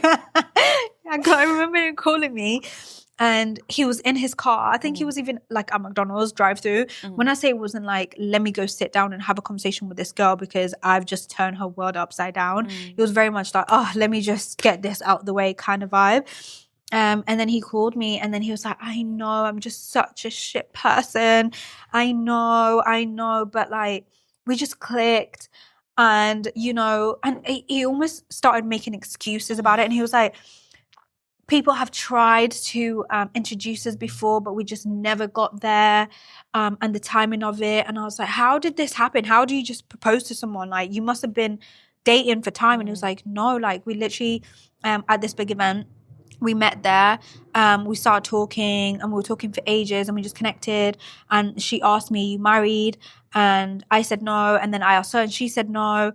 And then, I was like, so she doesn't know that I exist? And he was like, no, she does. I told her that like I'm in a relationship. I told her that you're pregnant. And I was like, wait, even because I remember, do you know what's even worse? I have this recording on my phone still now. I just can't listen to it. But when I was writing my book, I was like, I need to go back and listen to it to know that I'm not just going to start chatting shit. Like this actually happened. So happy you did that. So I went back and I was like, I need to listen to this because I don't want to start putting false statements in my book. And if it didn't really happen. And he was very much like, you still have a choice. That if you want to, keep the baby, you can. Me and her will support you. And I was like, is everyone okay? And I think even just before that, I was literally like, if you hear my voice, when somebody's crying, but it's like, it's so heavy that you have to even pause it to be like, I can't listen to that. And it was when he said that, I just stopped crying automatically. I was like, huh? What do you mean you and your fiance will make sure I'm like looked after and make sure that I'm good? Like, that makes no sense to me. And it was then that I thought, I can't have this baby. Like, there's no way. I'm not strong enough to carry a child and then watch someone be engaged. It's impossible. I can't do that. It's no. But he very much, the way he talked to me, it was very much like, yeah, this is really shit. But even that, she was ready to just pick up her stuff and just move to me straight away. And you were taking too long. Like, that was the kind of conversation. And I was like, but I'm saving money so that I can come there and I can have my own life so I don't have to depend on you. What are you talking about? I don't want to just leave everything. For him, it was like, I expected you to drop everything, come now so we can start our life right now, and fuck everything else. And I was like, I was never on that. Like, I was planning to, because remember, I was like, oh, I'm going to go in January. So in a few months I was going to move. But it was very much like, this is happening. So I'm really sorry. I'm just a shit person. Crazy. Accept it. That was very much what it was, and I just couldn't believe it. Crazy. And then we never spoke after that for a while. And I on my end, I'm just watching everything now online, like things, the story unfolding more and more and more. And I don't remember the exact period or moment, but I think there was like some things going on online, and I just found out that. Are you gonna cry? No. Your eyes. Every time I look at them, I'm like, are you crying? Please. No, just got two big eyes. But yeah, I just remember seeing on social that you had gone back. Yeah. And this was like after, I think it was this like was like a year. Yeah. It was like a year later. Yeah. So so after obviously we broke up, and then we're not friends, and I'm doing life by myself. Yeah. Oh no, we did see. Was this before or after we saw each other at that event, and we had like a little bit of a moment there? This was, I think this might be before. It definitely would have been before. Before I went back, because I was still here. So so just in terms of friendship timeline, so we had a moment where we saw each other. So we had a moment, It was like months after. And it was emotional. It was so. We didn't. You know what's so beautiful about it? We didn't say any words at first. It was just like did we laugh or did we cry? I think we just looked at each other. We just gave each other and then eyes. we started to laugh. Yeah. And then you turned around and you was like, no. Yeah. We need to have a conversation or some sort of thing. And I was like, it's not really the right place to have a conversation right now. And you're like, no, I don't care. And then I think even from then we just hugged because we were just like, we know what it is, but you know, it's like life is happening right now. So I remember us hugging and then kind of just going our separate ways after that. No, we had a little bit of a word. Like we were like, I remember saying to you, I was like, I never meant to hurt you. I was like, I never would hurt you. Or something like that. And you were like, I know, but you were like crying. As you were saying, I know. Because I think also for you, it wasn't just about what I did. It was like all of everything, the whole thing. Yeah, because anytime like if I mentioned you, it would have to be the whole thing. Everything. It can't just be just one thing and that's it. It was everything. So anytime somebody would bring you up, like I would just be like, I'm emotional now because my friend and then this happened and that's what, but I never cared to explain that to anyone. So anytime, because so many people would ask like, why are you guys not friends? Because if we go to an event, if you see me, you see Wumi. If you see Wumi, you see me. And then when that stopped being a thing, people would be like, you're not posting together. What's going on? And I would just ignore it. I'd have nothing to say because I'm not going to sit here and explain myself to you about my friendship and my bestie. Like, I'm not doing that. Like, no. So, and then after that, we saw each other. We saw each other again at another event. It was like a sit-down event for dinner or something. But even that, we didn't really exchange words. Speak at that we didn't speak at all. What was that? I remember I don't remember. I remember seeing you and thinking, like, why didn't we say a word? Speak. Why was this one so different? That one felt more intense as well. I don't know why. Very intense. Yeah. Very intense. I don't know what was going on at that point. But, okay, so this is now a year later. Yeah. You go from where you were going from. So I go back. So it's a little bit, it's a bit complicated. So before I went back, he's been DMing me, or not even DMing me, he couldn't because he was blocked on everything, but he was emailing me and sending me messages on my bank account. So he'd send like money but like with a message, and I'm like, please go to hell, like leave me alone. He would email me, and then at this point with my management, they were checking my email, so they would just block the email before I'd even see half of it. They would just block it and delete it. And sometimes I'll call them like, he's doing this, and they're like, just ignore it, it's whatever. And then we initially, I think we ended up, did we speak? I think he started calling me from different numbers because I would block any number. And then we'd speak, but every time we'd spoke, like he was drunk. He was really drunk, and he was just like, I messed up. I'm really sorry. And I was like, I don't have time for this. Leave me alone. And this went on for a while. And then I kind of let it go, whatever. I carried on with my life. I got into another, like, a situation with someone, and I was like, finally I can start. That was better. That was much better for me. And with this one, I took my time. Like, I wouldn't even let him hold my hand. Don't even do this. After, like, I think it was after, like, 2-3 weeks, like, don't even come near me. I took my sweet time because I was like, I don't want to go through nothing ever again. I'm already put off men, so I'm good. So that took a while, and he had to really show himself. And also I wanted to make it clear that I'm not one to hurt people. So even something as small as if we're going to sleep or whatever, I'd have my phone unlocked, or he would have my password. I was like, I want you to know this so that you don't think I'm lying to you. I just want peace. That's all I want, please. And I didn't really tell him about my past at all until like further on into our relationship situation. And we had like our first vacation, and even this, my ex was still trying to message me, and I would go back to him and I'm like, look, my ex is still trying to contact me. I've ignored him. I've told him to leave me alone. So he was always in the know of anything that went on because I didn't want to hide anything. And I remember like our first vacation, when we're coming back, I was like, okay, I'm ready to tell you about my past and what's happened and da-da-da. And then he was like, wow, that's a lot. Like, thank you for telling me. And then we get back, and then I get a DM, but from someone from his side telling me that he's been lying about something else. And I was like, are we doing this again? Like, I've just come out of a really horrible situation. I've met someone, and now I'm finding out that they've been lying to me about something. And I felt so distraught. I was like, I can't do this again. So I walked away from that relationship. And as I walked away, I think it was like a week after, this man showed up to where I was living downstairs. Yeah, my ex showed up again, but this time actually in person. And he was like, I really want to apologize. Like, I want to talk to you. I broke down because like, I've been avoiding you for so long and I've done so well, and now you're in my face and it felt different. Like, he was saying all the right things. He cried, I cried. He was like, I'm so gutted, I wanted our baby. Like, just saying things that would hit you. Would hit me, right? And at this point, I've just broken up with this other person that I was just seeing. So he just came at a time where it was like, you're vulnerable. I'm hurting, I'm vulnerable. My career's like, is just, I wasn't happy with what was going on. And he was like, I want to take you away. Why don't we just start again? Let's just go to Dubai. And I was like, I just don't trust you. Like, look at, like, I'm embarrassed. Like, look at what you've done on social media. This is embarrassing. But he was like, no, like, and the messages he'd send me, like, message after message after message, like, just telling me how sorry he is and how he wants to fix everything. So I feel like it didn't take long for me to just say, okay, fuck it, like, let's do this. Maybe all of this was meant to happen, but in the back of my head I was like, what are you doing? And I know that's how I felt because I didn't tell anybody I was doing it. I just packed my stuff and I left within a week.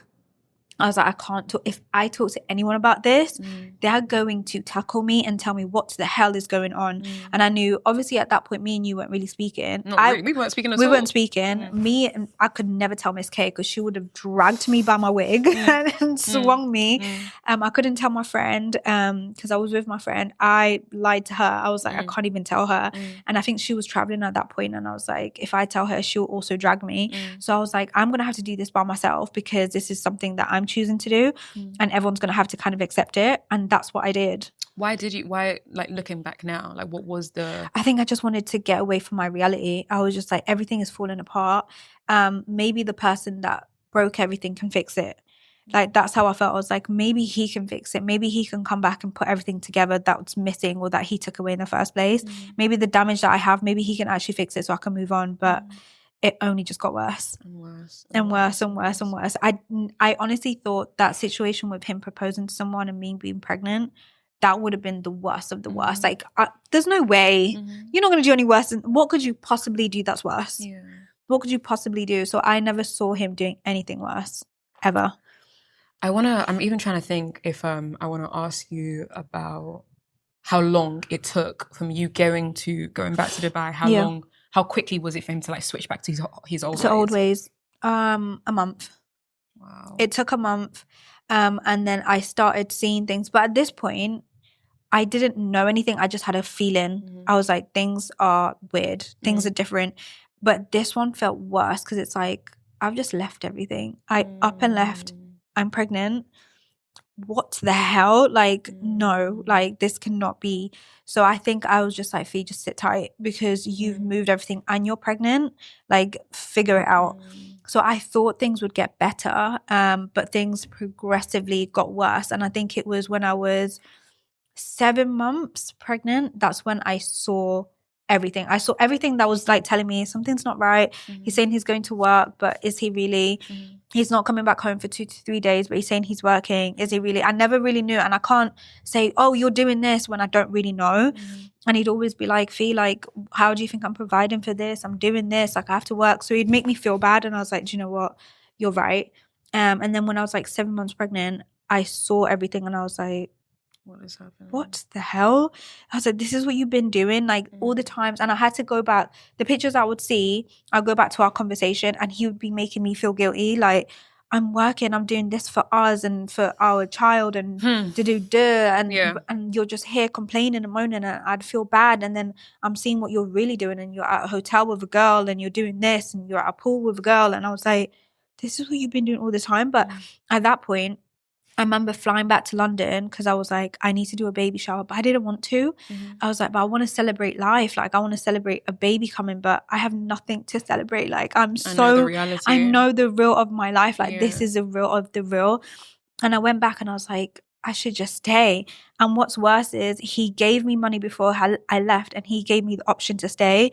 He was almost like, you should go and maybe just stay there. But, like, I've already seen what you're doing. So I was like, you're trying to get rid of me. Like, you're almost trying to pay me off to be like, yeah, go. And, like, so when I was in London for a week and I was like, should I just stay or should I go back? But at this point, no one knew what was going on. So I had to figure it out by myself. And I was like, I'm so pregnant. My hormones are everywhere. I'm really emotional. What do I do? And then when I came to London, I was like, the weather is crap, but no one is really around because like people still have their life. No one's just gonna stop for you and be like, hey, I'm gonna be here whether you need me, whatever. So I was just like, I'm still alone, like, and I'm here and I'm so pregnant. And I was like, he can't get rid of me that easily, like it's not fair. So I was like, no, like I'm going back. So I went back, and I even remember him like being like, oh, like, why is she back kind of energy. Yeah, it was very much like, how did you feel that? Like even I was just like, I remember there's one picture, I remember the day that I landed, and it was just, I was so miserable, and he was just there like, you know when somebody's just like, I have to deal with this. It was almost like baggage to him, and you could see it. It was just like, oh, he was so over it. But I was like, it's either I stay here and I'm miserable with him, or I go back to London, figure it out by myself being pregnant. And I just didn't trust that he would make sure I was good while I was in London. Question, you know, when you say you were miserable, were you miserable at, like, okay, so of course you were miserable at the whole situation. Yeah. But in terms of what he was experiencing from you, was it that he, how do I word this? Like, because was there any discussion that where you guys spoke about the nonsense that he was doing? There was, yeah, like, so there was always times, like I said, when if he wasn't coming home, I would be like, well, you're doing this, and he'd be like, no, I'm not. Like, there was never, he would never be like, this is what I'm doing. I'd always just, there'd be a knowing, like, how am I sat at home 3 months, like months pregnant? So then I guess why was he aware, like, why you would be miserable? Or was he confused? 1000%. You know what I mean? He knew why I'd be miserable, but he didn't know I knew. He didn't know I knew what he was doing. So he was almost putting on a front of being confused, like, what are you so miserable about? You know why I'm upset. Yeah. Exactly. So for him, he was acting like, what are you so sad about? And it's just like, I know everything, but also I didn't want him to know how I knew everything and that I did know everything. So I kept it to myself. And then the time that I did come back, I remember like finding bits of like lip liner. After that, I come back from the baby shower, there was like lip liner, there was like random things, and I was thinking, I've lived here long enough to know like my own, and I know my own things. I didn't leave this here. This wasn't here. And I remember going to the because we had a maid there, and I was like, has there been a girl here? And she was like, no. And I looked at her again, and I was like, has there been a girl here? And she was like, no.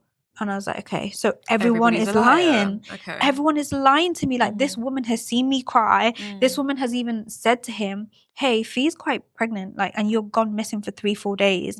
That's not safe, because she has to take herself to the hospital, and we're so far out. How is she going to drive herself if she goes into labor? The fact that she even understood that, and then you lied to my face, just blew me away. And it was that moment that I feel like it was a crash out. It wasn't enough crash out, but I started crashing everything in the house. I started smashing things.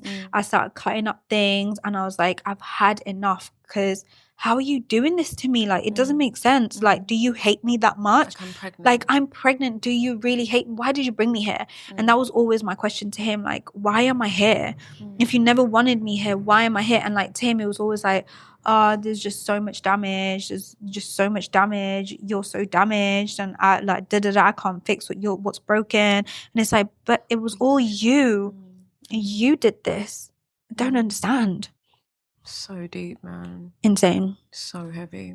Okay, so you have your daughter, and you're still, because I know you. Like, I don't need to, and the kind of relation we had, I didn't need to speak to you to know what you were feeling or experiencing. Like, I can look in your eyes and be like, I know where this girl is at. And I remember like seeing TikToks, you know, come up on my For You page, and it would be you just like trying to make light of something that I know was absolutely burning. And it was so hard to digest, because watching those videos, I was like, I just know exactly what is going on. Like, I don't need her to tell me. I can see what is going on, that like this is her way of trying to still hold on to some sort of power, to some sort of strength. Was that what it was like for you? Very much so. And I think even now that I've got my book out, a lot of people are kind of, instead of reading into my book and saying this is what was happening, they're reading outside of it and going on my TikTok and say, no, this is what was happening. This is how you felt. And it's like, that was my only outlet, I guess. Like, I'm going through this. I've got to a point where I've stopped telling my friends what's going on because I'm not leaving and I haven't left. Why am I telling you the nonsense that I'm going through every day? So for me, it was like, let's make light of the situation. Like, that's the only way out at this point. That's the only way I can get through day by day, is just making light of the situation. And that's what I did. Oh. Yeah. So you make light of the situation. And I'm glad you actually explained that, because I think naturally, like you said, there was definitely a lot of people who would go back to some of the stuff you post and analyze that and be like, and say, but oh you were my enjoying God, it. but you were laughing at this. Would you take that back though? Like, would you do it with where you're at now and what you do know? Would you do it differently? I don't know, because I think in that moment, that's how I felt. You know what I mean? Like, that's how I felt in that moment. And I think even wait, how you felt, as in like you agree. Okay, so for example, so what was the one that I'm thinking about? Like, you're standing in front of like the cars, the lavish house, and you're like, I guess the sentiment was that even if the man is dumb and doing stupid things, at least he's got crib this and like a car. Right. Do you like agree with that though? I don't agree with it, but in that moment, it was like there was nothing else for me, and it was, and I think for me, it was like, this is just content. To me, it was just like, this is just content. And I think even because I feel like now people are bringing up a lot of my content, and they're like, oh, this didn't. What's that word? What's that word that people use? She's not giving me a single context. This didn't something the same. This didn't age well. Okay. Oh. So like, right. So like, people will go back and depict some of my TikTok and say, this didn't age well. But it's like, in that moment, I'm actually doing the complete opposite. So like, say there's like a TikTok that I've put on there, and then the caption is, when he says let's have another baby, and I start laughing. I was already pregnant. I already knew I was having a baby. So like, those times that it's like, I would get an idea of a content, because it's like, I can't believe I'm doing this. I can't believe I'm going through this situation, but let's make light of the conversation, of the situation to social media, not to me, not to my life, but like that. Because as soon as I stop recording, I'm just editing and then it's done. Back to my reality. Darkness again. Right, exactly. So like, I needed a way out, because if it wasn't gym, it was just making a funny TikTok about something, about a situation. But yeah, the one thing I just wanted to touch on as well was the fact that you being in this environment and what it was doing to you. Yeah. Because, okay, so all of this stuff is happening, and now I guess I don't know where you were at this point, but when I finally reached out to you, because at this point I was now having dreams about you every other night. Yeah. And I'm saying to my man, like, obviously he's never met you before, and I'm talking to him about you every day. And he's like, who is this lady? What does she feed you? Like, are you okay? And I'm like, no. I just feel like this. And I remember there was one particular dream. I don't know if you mind me saying it. Hello. Damn. Okay. I remember there was one particular dream, I don't know if you mind me saying it, where we were on a table, and there was like a bunch of other people on this table, and you were sitting here, I was sitting on the other side opposite you, and I remember just like the state that you were at visually, and it just was like, this is not my friend, like this is not okay. And everybody, I guess, on the table was asking you, like, how are you?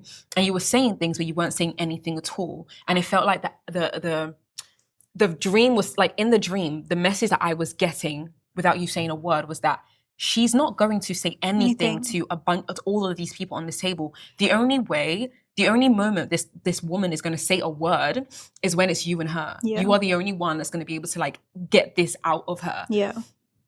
Get the truth of like what's actually going on. She's only going to be truthful about the whole situation with you. Yeah. And I remember like waking up from that dream, and I was like, this is clear as day. Like, a God was just back to back slapping me like, get ready, because there's going to be there's a conversation to be had. Yeah. And obviously for me, like, I always knew that at some point, like, it's inevitable. Like, there's so many layers to this dynamic that even if it's like we don't end up being friends again, there's still a conversation that I know that only you and I can really have.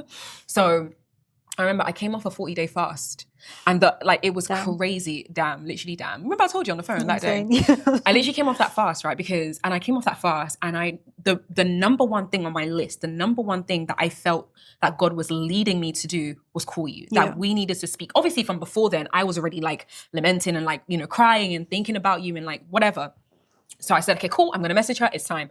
So I messaged you, and we jump on the FaceTime call. So initially I'm like, how are we going to have this conversation type of thing? But then we just spoke about our dynamic. Yeah. And I guess you can speak about it from your perspective. This is where you were way more open about, what went on and everything else. But I remember, even I didn't really say anything though. I mean, you know what I do remember? I remember the one part of the conversation where, do you remember I kept saying to you, I was like, can we do this when you're not in the house? Yeah, like, so, and I was like, what is with this lady? Can you be out of the house? But you know, you knew why though. No, not in the moment. I'm gonna be I really because you didn't say anything. I knew. I felt like I knew the reality of what was going on without you telling me. Like I knew. See, I didn't know that though. I didn't. I knew that if you were in the house, you would be a lot more. You weren't going to talk about, even if he wasn't around. You were not going to talk as much as you would if you were out of the house. So in my mind, I was like, if I can just get her, so maybe I should have just said that. You should have just said that because I didn't like. You were probably thinking, how do you know that? I didn't know that because for me, I was like, but I have a baby and I have a time. Because remember, like our schedules just never like aligned. I have a routine, and because of the time difference, I was like, this doesn't work for me. And I feel like I wish you just kind of just said it out because I would have been like, what the hell? Like, why didn't you just say that? Because for me, I'm like, ma'am, like, just talk to me. I'm gonna be at home. Like the baby, and I thought it was more so like the baby's gonna be in the back screaming, and we're not gonna. I'm gonna. That's why? Yeah, and I was like, maybe I'm gonna be distracted, and I'm like, hey, and then but that's the thing I didn't know, and I feel like this has been us like for so long. Wait, this is even just this is now you're just finding out. No, that was why. Yeah, of course, that was why. I didn't know. I literally was like,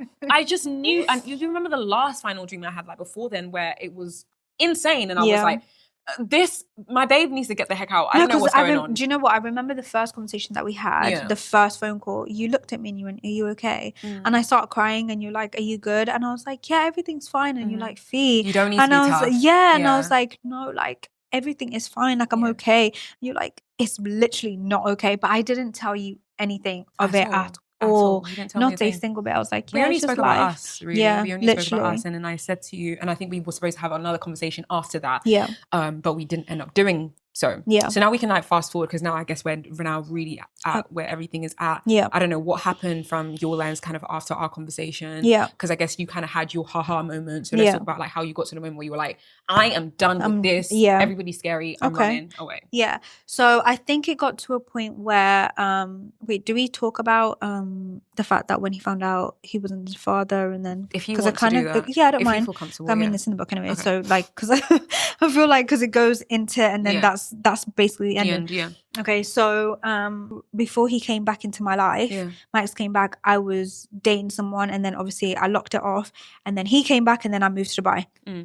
I was obviously pregnant, and at this point, because of the timeline, there was no part of me that was like, oh, like this could be this guy's baby. Like there was not a tiny part of me, and because I was on the pill, like I took the pill, so for me I was like, I'm good, like I'm safe, like it's fine. So when I moved to Dubai, he knew I was pregnant. Before I moved to Dubai, we spoke about, is this what we want to do? And he was like, yeah, it'll be like a fresh start. So I moved to Dubai, so everything was fine, and then obviously everything started falling apart while I was in Dubai, while I'm pregnant.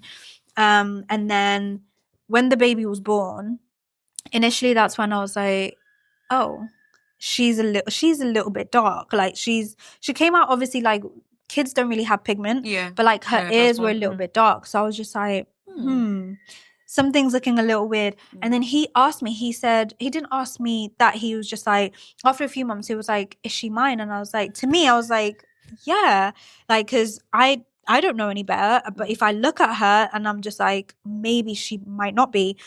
And anytime he said, let's do a DNA, I was like, absolutely, not an issue. Even like there was times that I was like, I'm done, I want to leave, I want to go back to London. And then he would say, you're not going anywhere with my daughter until I do a DNA test. And I said, let's go now, let me book it now, let's go do this now, I don't care. But then he just like left it, and we carried on as so there'd be days that were fine, months would be fine, and then we'd have, and so it was always like this. And then it randomly out the blue, in the morning, like some DNA people come in the house, and I'm like, what's going on? And he was like, oh, I booked a DNA test. And I was like, why would you not tell me? Crazy, like, why would you not tell me? And he was like, oh, are you upset because you know she's not mine? And I said, it's got nothing to do with that. How many times have I asked you, let's go and do one? It's a way that you've done it so sneaky. Like they've just pulled up to the house. Like, what are you, like, did you think I was gonna, if you told me I was gonna go and run away with her? Like, what? So I was like, it is what it is. And then like 2 weeks after that, obviously it came, but at that point he'd he'd already left the country. So he found out as soon as he left the country, and he sent it to me, and I was like, fuck, like, because it just came as like a file, and I was like, right. And the first thing I said to him, and I was like, okay, what do you want to do? Because it wasn't even about me anymore, because regardless of what I want to do, she has to come with me. That's my baby, regardless.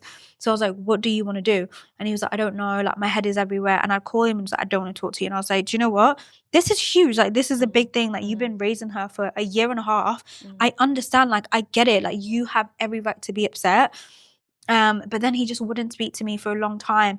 And then I was like, this is a really big conversation. We need to have it. Like, this isn't something that's going to go away. And he was like, I don't trust you. The only thing that I trust right now is money. So I'm just going to keep working and providing. And I was like, what does that mean? Like, I need to know where I'm at. Because bear in mind, I'm already pregnant at this point. Yeah. I was like, if I need to leave, I need to leave now. Because I'm still quite early in my pregnancy and I can still do what I need to do. Yeah. He was like, no, it's fine. So we're talking about this pregnancy. Current pregnant, okay. Right. So I'm currently pregnant. If I'm going to leave, I need to leave now because I'm not too heavy. Yeah. So I can still do what I need to do. Yeah. No, it's fine. We'll figure it out. To the point of sometimes he'd be like, okay, well, we're going to have to die with this secret. We just don't ever tell anyone. And I was like, if that's how you feel. Yeah. And then he'd be like, actually, no, I think it's better if we go public with it. That's what you want. And I was like, that's not what I want. What are you talking about? So like the emotions were everywhere, but it was never like pick up the phone and talk to me about it. It was never that. It was always via text. And I was like, I can't keep doing this. I either pick up the phone and have a real conversation with me because we're adults and there's real life people in this, or let's just stop talking about it. Yeah, there's children, there's innocence in this. Like this isn't fair. Please. He was just like, whatever. He spoke to his parents. His parents were like, I'm gonna lie, we've been knowing. We don't care. Like, we've met her. We love her. That's our grandbaby. And I was like, that's amazing. And they were like, please don't cut us off. Like, we thought that you're being quiet with us because you don't want us to be involved. And I was like, what the hell? I was like, no. So that was all going on. And then he comes back into Dubai after like 2 months. Comes back to Dubai and it's my birthday and it's whatever. But he's just acting a bit off. But it's like, but we have been communicating every other day after you've already said that this is what you want to do. You've made sure that I'm still good. You'll still check. I'll send you pictures of the scans when I go, whatever. So you're still checking in. And then 4 days after he comes back, because he's acting weird, he's sleeping in the guest room. And I go in there and I'm like, what is happening? What's going on? Because the first 2 days you landed, you were sleeping in the bedroom. Now you're in the guest room. Something's not adding up. And then he was just like, oh, I met someone. And I'm like, I'm like, what, 7 months pregnant at this point? What are you talking about? You've met someone. And he said it so point blank period that it's like, I'm supposed to be okay with it. And it's like, I've met someone. She knows about you again. And it felt like deja vu. Repeating the cycle, like, what's happening? Yeah. It was like, she knows about you. She knows that you're pregnant. The only thing is, I've told her, which isn't her fault, I've told her that you're not carrying my child, you're carrying somebody else's child. And I was like, what?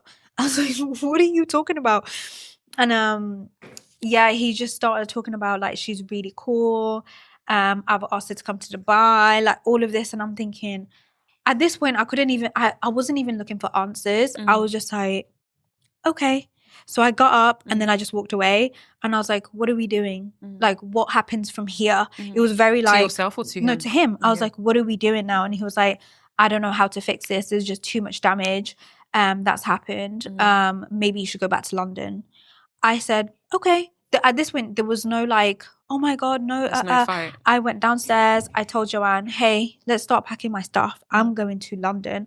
And I took a week to pack everything. I texted him saying, hey, my flight is going to be next week at this day.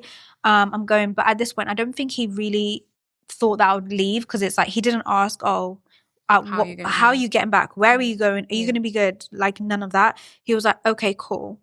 Crazy. And then I must have, when I leave the house, when I come back, the maid would be like, oh yeah, he was on the phone to her and she was saying it's probably better for you to stay in a hotel until she leaves. So like the last couple of days, he did just that. He stayed in a hotel until I left. And I think for me, I wasn't gutted about me. I was gutted about my daughter. It's like, you guys have built a bond like every day she would be like, Dada, she knows you as her person. So like just walking away from her, never mind me, forget me, walking away from her, it's not fair. And then I'm that also easily. like, yeah, like that is like, you don't care. And it's never, and he even said, I was like, you're doing this to me again, like we've already been through this. And it was like, no, it's not the same. This time it's because of because you had a child with somebody else, and like I'm not raising somebody else's child. And I would have understood that if when I said, what do you want to do? And you said, I can't do this. I would have been like, absolutely. Like we can still be cool. Like I'm going to walk away from this. But for you to come to me and say it's because you've met somebody else, you're throwing us away because of somebody else. That doesn't make sense. But I got to a point that I was like, I don't even care anymore. Whatever they tell you, take it. If they tell you that this isn't your child, I don't even care, like whatever you want at this point. And I packed my stuff and I said, I'm leaving. And it was at that moment that I was like, I don't even care where I'm going. Like all I know is I can't be in this anymore. I can't do this anymore. It's not fair on my daughter. It's not fair on me anymore. It's not fair on my son that's coming. It's just not fair. And I know for a fact, if I ended up saying, I don't care, I'm staying, you're not gonna throw me out, you're not gonna say nothing, after like a couple of weeks it would have been fine. But then it would have been carrying on, and then it would have got worse and worse and worse and worse and worse. So I was like, Fee, we can't do it anymore, we're done. We're so done. And so that's when you started to write. That's when I started writing. As I was packing my stuff, I was like, this is what I've been going through, this is it, this is, I just like, and I think it was like, because there was so much going on within that, I was like, I need to like release what's happening. I need to almost run away from my reality. So I just started writing. And that's how I came up with my book. Crazy. Like it just doesn't feel real. Like till today it doesn't feel real. It doesn't feel real. Like, and I think people also have so many questions. Why did you get pregnant with him again then? If he's been cheating on you, why didn't you leave? And it's like, one, I was in Dubai. Two, when my daughter was born, she didn't have a birth certificate, and that took a year and a half to come. And then I had to get her passport, so I couldn't leave, because if I leave, where is she gonna? She has to stay in the country. And then when I had to apply for her passport, I had to send my passport away. I couldn't leave, so when I found out I was pregnant, I'm not going nowhere. So it was almost like the timelines were just so crazy.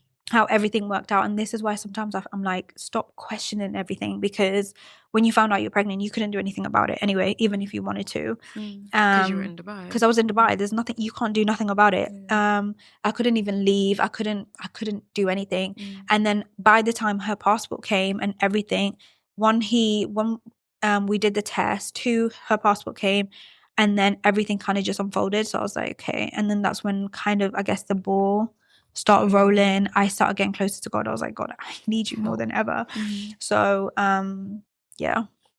Crazy. Now I'm here. And then you got here. So should we talk about how we started to speak? Yeah. Okay, so I got a call. No, I texted you as soon as I started to see some of your posts. I was so happy. Yeah. Like even at the title, I'm like, survived. That means she's out. Hello. She survived it. Hey. I'm like, okay, so I'm seeing some of the pages of the book, and I'm seeing that, you're clearly at a different point now. So I've messaged you because it's so funny.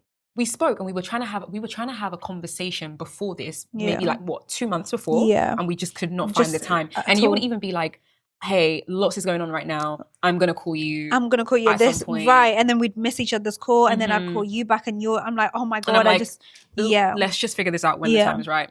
So when I saw your post, I messaged you and I was just like, hey, like, this is like, I'm so proud of you. Like, this moved me so much. Like, well done, blah, blah, blah.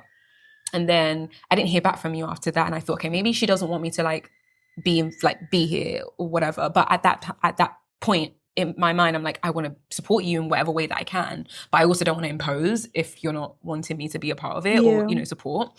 So I got a call from one of our brothers, Sean. And I'm like, hey, no, he calls me. He was like, hey, have you seen Fiona's book? I just got sent this page. Did you know this? I was like, I did not know. And he spoke to you. He had like an in-depth conversation with you about us and, you know, where you were at and how open you were for us to have another conversation, whatever else.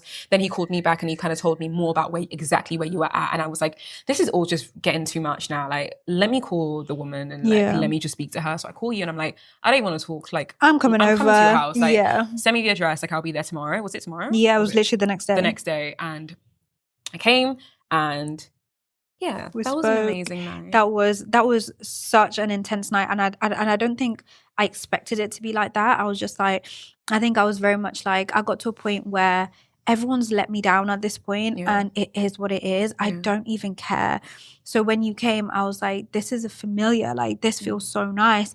And then we opened up and we spoke about everything from the jump to how I got to where I got to, and they felt like in that conversation there was like no judgment, and it made me understand where you were at mentally, because I think even when we did initially speak about, oh, I wasn't there for you as a friend because of this, I never understood. And it was only until that moment when I got back that I was like, oh, like, okay, why didn't you say this before? Like, why didn't we communicate more? Communicate. Yeah, but also like we've already said, like we needed to really fall off for us to get back together and to get back stronger, because I feel like we're at such a different place. Like it's crazy, because I think I've got to a point in life now that I don't expect anybody to do anything for me or to even be there, like anything small. So even like the little things that you do and you just randomly call when you're on set, are you good? Are you okay? You seem upset. What's going on? That I'm just like, oh, okay, like I still have that, you know, like I still have my friend and I still have that, and it's okay. But I think I'm still like, this is the hardest thing that I've ever had to do. And there's so many times that I question myself, like, can I do this? Like, is this possible? Like, it just feels impossible, because I feel like I've been thrown away by someone. And like, I can't even be strong. It's got nothing to do with me anymore. Like, I can't be strong for me. I have to be strong for my daughter, and then I have to be strong for like my son that's coming. But like, I question myself every day. Like, can I do this? Is this possible? And it feels impossible. It feels so hard. And then, like, even like with my book and like putting it out there, it was so easy to put it out. But like, every time now I see on social media, it's just like, it's almost like a reminder of everything. Like, but it didn't feel like that before. But now it's just like, oh, why did I even put this book out? And like, and even worse, like people are getting the wrong thing. And I think that's what's worse, because people aren't being like, oh, you know, she went through this and da-da-da. People are like, oh, well, you deserve it. This is karma because you dragged another woman and you did this. And it was like, it's not about her. Like, the book is about what I went through and what somebody put me through. There's just one page about that lady, and it was just about what everyone knows. Like but everyone is just but I feel like a lot of people have been waiting just for something to pick on, and like, it's like, finally we can pick on her on this and bully her with this. So it's just been like, let's drag her, let's just drag her for this. Obviously there's a lot of support and a lot of love, which I appreciate so much, but I wouldn't even wish this on my worst enemy, because it's so heavy, like starting again, being so pregnant, having a little person that depends on you, and it's like, you wake up and you get it done. There's no time to be like, let me sit and be sad. Like, okay, I need to feed her. I'll feed her, and I might be crying, but like, I'll feed her because she needs to be fed. I need to, like, you know, help her go to sleep. Like, it's honestly, it's something. But you know what? It's something. Your strength through it. Yeah. Even if that strength is something that you have to force, like watching you fight in the way that you are fighting now is incredible. And I hope you know that you are gonna get through this, and this is not it. This is just a hill that we're getting over. Very, very it's big a very, hill. very crazy hill. Very the hill crazy. is wild. Like, the hill is very fat, you know, but it's very big, and it's just it's crazy. And I feel like, also, just to say it out, people, like, you don't really know what's going on with someone that's pregnant. People don't, unless you've been pregnant or you have kids, people just don't get it. And I feel like, even sometimes I'll get phone calls and people will be like, how's your daughter? And I'm like, yeah, she's good. Like, she's always going to be good regardless, but no one checks in on me. You know what I mean? No one, how are you coping? Are you good? And I think also that's my fault, because I'm just like, hey, so we're doing this, I'm going this, I'm doing that, and I'm doing, but it's heavy. So heavy. It's so heavy. Like, it's So a heavy. lot. Like, So I haven't heavy. stopped. Like, I haven't stopped, and it's just too heavy.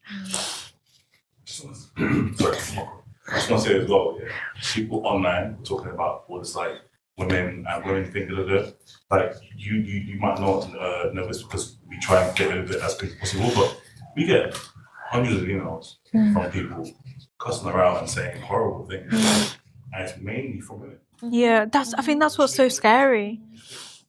And it's just a paragraph, just abuse. Yeah. And I think we spoke about this, but I think people lack discernment, and people also don't want to take the time to understand and the again, whole thing. fine, no one's asking you to, you don't have to. But I think it's also because there's like, this person has such a big fan base that they're like, what, we don't care about anything else. We just care about this person. We're going to protect this person. They've made me the villain regardless of what I say, regardless of what I do.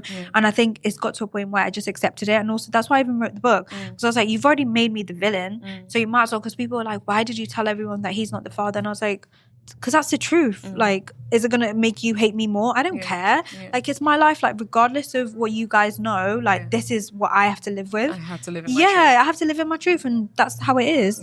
Now that we are here, and now that you have come back, and you have made the best decision ever. As painful as it is, as hard as it is, what are your thoughts now? Like, where are you at now? I think that's a hard question, because I think I'm still very much in the thick of it. So, like, there's a lot of moments that I'm like, I really messed up coming back. I should have just accepted my fate. I should have just stayed with it. I should have just rolled with it. And I feel like my brain takes me to a point of forgetting all the things that I was going through and how I was feeling. And it's like, and what he did. It wasn't that bad. Like, surely it can't have been that bad. And then I'll randomly go on a video and I'm crying and I'm pregnant and I'm like, huh? Like, this was what I was going through, but I just didn't know. And like, there was times that, like, even anytime I try and find pictures of us, like, we were never really together. Like, he would always just be out and stuff. And I was like, Fee, like, this is the reality of it. Like, you're not, it wasn't that good. Like, and when I was there, I wanted to run away so much. And now that I have run away, because it's so hard, my brain is trying to say, no, this is hard. This is too hard. Maybe let's just go back. Maybe that was easier. And I feel like the only thing that was easy is obviously having a foundation, having a routine, and my daughter, like, obviously having someone, like, if I want to go to the gym, somebody can look after her. And I feel like, honestly, this is the first time I've ever understood what it is to just be a mother and, like, to actually be there. I don't feel like I've understood it before. I didn't know what sacrifice was, because I was like, if one of my friends said, I was like, oh, okay. If one of my friends says, hey, let's go to dinner, it wouldn't even be like, okay, let me plan it. I'd be like, okay, see ya, because she knows exactly what she's doing. So she had 2 mums, where now it's like, if somebody's like, hey, let's do this talk show. Okay, well, I need to make sure that she's eaten before.